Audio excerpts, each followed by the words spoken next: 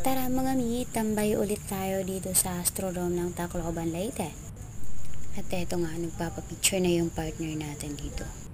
At ang buong akala niya ay pipicturean ko lang siya, pero hindi niya alam naka-video na yan.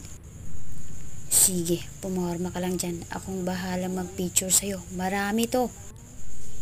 Pipicturean kita hanggang sa mangawit ka. Whoop! Oh, ganda ng action nito. Ano yan? Monkey? Kung fu style or monkey style? Di ko rin maintindihan. Para kang ibon. Ibon na naglalakad. O, halika dali. Tingnan mo yung kuha dito. Ganda niyan.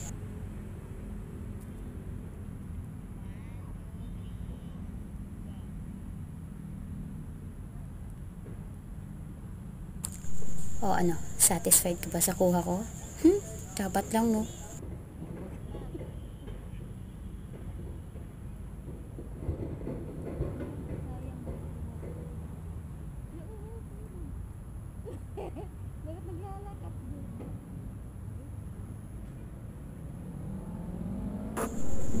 Sige na, gawa na tayo ng ibang moment para mas maganda naman yung memories natin dito kung sakasakali. Hoy, walang maghihiwalay, no?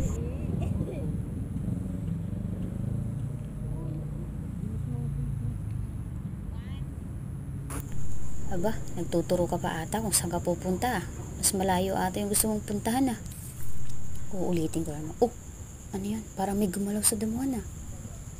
Hindi na masasabing hangin yun kasi parang pati yung tangkay niya gumalaw. Ngayon ko lang to nakita. Wait lang. Wala naman sigurong lalabas na ahas dyan, no? Hindi naman ako siguro tutuklawin ng patalikod. Tutukwalin. Ano ba yan? Nagkabulol-bulol na yung voice over natin dito.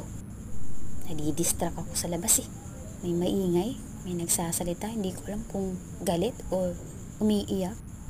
Teka lang, mabalik tayo dito. Asa na ba yung pinipicturean ko dito? Ba't parang lumiit ka? Ikaw ba si Muyak? Ba't hindi na kita makita? Pasni. Ba't ganun?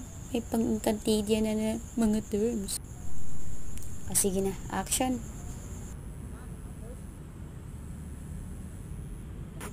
Aba, nagpo-post nga siya.